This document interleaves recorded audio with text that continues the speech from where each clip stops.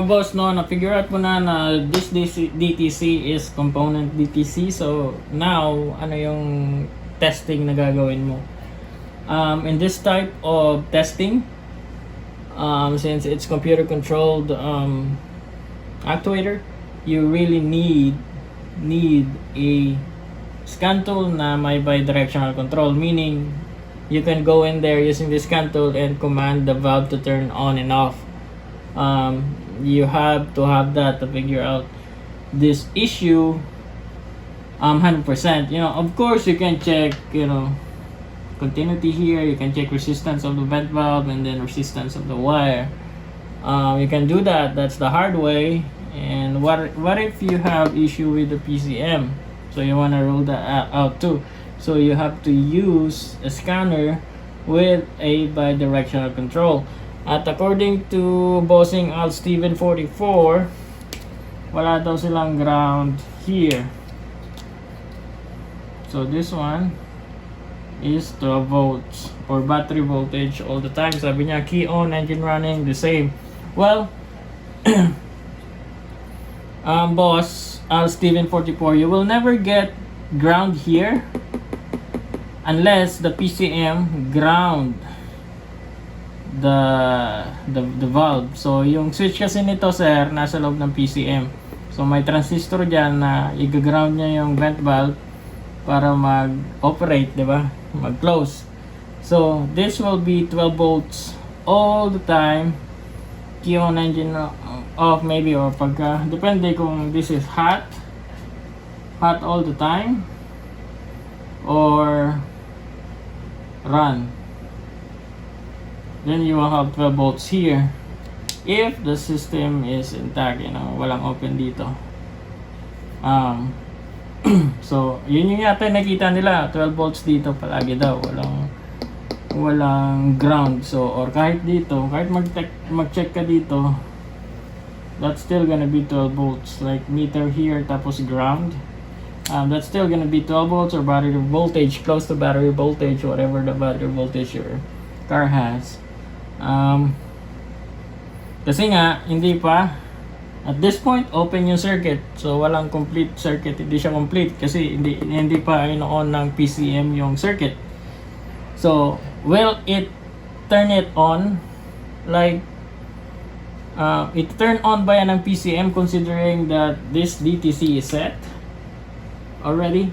No, the PCM will never turn the valve on with this DTC kasi there's no point of it. There's already something wrong with the system. That's why pinigyan na nagkaroon ng DTC kasi tinurn on niya at may issue siyang nakita, so hindi niya na i-turn on ulit.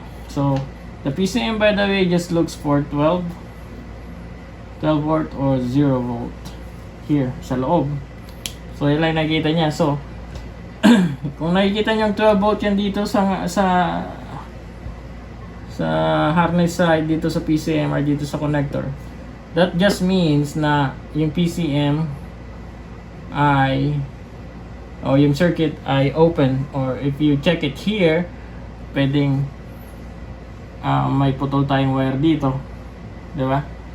May putol na wire dyan, kahit i-on ng PCM magiging open circuit pa rin siya kasi 12 volts pa rin makikita nyo dyan. Magkakaroon lang to ng ground, magiging 0 lang yan kapag, so if you look at the diagram, actually if you use yung graphing meter, so we have 12 here then 0 here. So yung graphing meter niyan nakaganyan, 12 volts. Tapos pagka kinommand ng PCM on, let's say the PCM will do or ikaw mismo using your scanner, i-on mo yung vent valve, ay di close na yan. Yung voltage na 12 magiging, it's gonna pull it to ground. So magiging ganyan. Hanggang sa hindi niya buksan yan, ganito yung ground niya. Yung graph. Pagka titignan niya yung graph. Ngayon, pagka inopen niya uli yan, magiging 12 uli. So tataas siyang ganon, 12 na naman. So pagka, yan yung reason, boss, kaya hindi kayo magkakaroon ng ground dito or dito. Let's just say here kasi Pwede kasi magkaroon ng open circuit dito. Diba, dito ako nagtitest sa vent valve mismo, tapos 12 volts yan. Tapos kahit i-command nyo yung 12 volts pa rin, then it's either may issue yung wiring nyo from the vent valve to the PCM or may issue yung PCM sa loob. So pagka hindi naka-on yung vent valve mga boss, kung hindi command on from the PCM, 12 volts yung makikita niya mga sir, no? Huwag niyong isipin na okay, we have power side here at ground side here, dapat ito ground na. Hindi mga sir. Remember, the circuit is not complete kasi yung switch niya nasa loob ng PCM transistor. Yun yung switch mo. Kung hindi yan mag-close, you don't have any ground, okay? Kasi open circuit, walang current flow, walang voltage drop, di ba? O hindi magpo-pull down sa ground yung voltage mo, di ba? Kung walang current flow, kasi open circuit. So let's just say naman na putok yung fuse mo dito. Ano may kita mong voltage dito? 0, di ba? 0 volt. So, but dito, 12 volts ka dyan. Eh, kung okay naman yung switch mo, pero may open sa winding, 0 volts pa rin doon. Di ba, mga sir? Anywhere na may open, magiging 0 yan. But since, I think 12 volts yung nakikita nila, dito, that's actually a normal reading if the PCM is not turning the vent valve on, which in this case it will never do it because may code na. The PCM did it, kaya nagkaroon ng code. In-on niya yung self-test pagka key on, di ba? In-on niya na, tapos nagkaroon ng DTC, hindi niya na yun uli yun. Nala siguro monitor niya talaga pag key-on nyo, self-test, clear nyo muna yung code, tapos self-test siguro, key-on nyo muna, clear nyo muna yung code, tapos i-monitor nyo kung magsi-self-test yung PCM, yung continuous CCM monitor ba? Yung, kasi test lahat ng PCM yung electrical circuit niyan kaya nga nagkakaroon tayo ng mga DTC, di ba? Unless matsambahan nyo yun na maging 0 volts dito, pero mabilis lang yun, so I wouldn't really try that. So kailangan nyo na yung scanner dito mga sir, ano? Kung halimbawa naman ganito yung kinalabasan, so 12 volts, pagka pumalo yan sa 0, anong ibig sabihin ng pagka pumalo yan sa 0, that means yung PCM ay able to ground the circuit, so I wouldn't bother checking the PCM anymore. So move na ako dito. Maybe we have too much resistance here, so masyadong malakas na yung current draw, o masyado ng madaming konsumo, so to the point na hindi na nag-move yung valve, and something like that, di ba?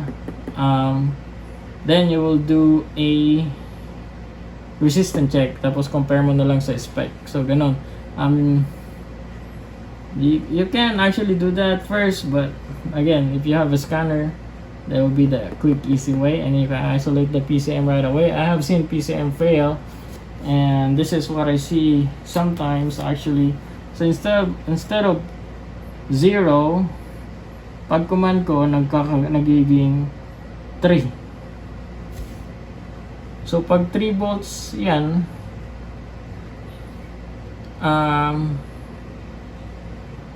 hindi na-fully ground yung valve, so magiging ganyan lang,